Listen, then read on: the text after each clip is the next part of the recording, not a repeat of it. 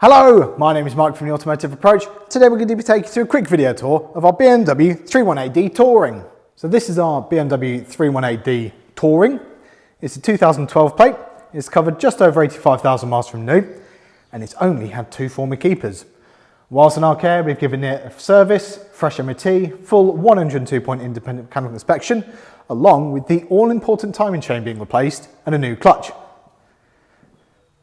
Overall, it's in pretty good condition for the age. A few little marks here and there on the bodywork and alloys, but really for a 10-year-old car, certainly not bad. Tyres are all in really good condition.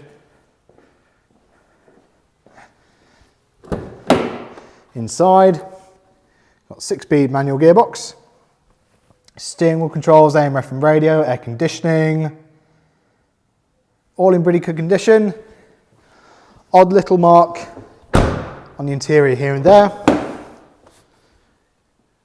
Good bit of boot space. You've also got blinds on the rear windows. Quite a nice little feature. And a really lovely practical boot.